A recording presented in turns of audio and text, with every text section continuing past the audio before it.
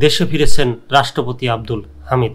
কয়দিন আগে, বেশ কিছুদিন আগে মধ্যরাতেই আব্দুল হামিদ, সাবেক রাষ্ট্রপতি আব্দুল হামিদ বিদেশে যাওয়ার ব্যাপারটাকে কেন্দ্র করে দুইজন পুলিশের বিরুদ্ধে ব্যবস্থা এবং দেশে নানান মহলে আলোচনা সমালোচনার ঝড় বয়ে গেছে। বিশেষ করে সোশ্যাল অ্যাক্টিভিটিস্ট যারা আছেন তারা তো তাদের মনের মতো করে বলেছিলেন। তো ফিরে এসেছেন, দেখি কিভাবে ফিরে আসলেন। দেশ রূপান্তরের খবর বিস্তারিত পড়ব।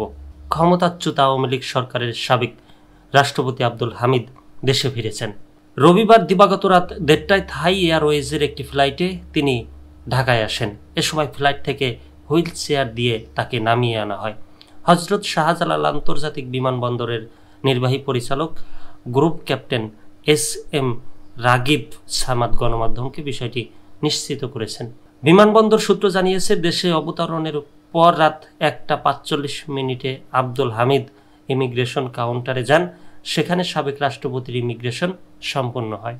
গত 8 মে গভীর রাতে থাই এয়ারওয়েজের TG 340 নম্বর ফ্লাইটে চিকিৎসার জন্য ব্যাংককের উদ্দেশ্যে ঢাকা ছাড়েন আব্দুল হামিদ। তার বিরুদ্ধে একটি হত্যা মামলা ছিল। গত 14 জানুয়ারি কিশোরগঞ্জ সদর থানায় তার বিরুদ্ধে এই মামলাটি দায়ের হয়। মামলাটিতে সাবেক প্রধানমন্ত্রী শেখ হাসিনা, শেখ রেহানা, সজীব ওয়াজেদ জয়, সাইমা ওয়াজেদ পুতুল, ওবায়দুল কাদেরের নামও রয়েছে। আব্দুল হামিদের দেশ ছাড়ার পর দেশ জুড়ে সমালোচনার ঝড় শুরু হয়েছিল। এ ঘটনায় দায়িত্ব অবহেলায় অভিযোগে 3 পুলিশ কর্মকর্তার বিরুদ্ধে ব্যবস্থা নেওয়া হয়।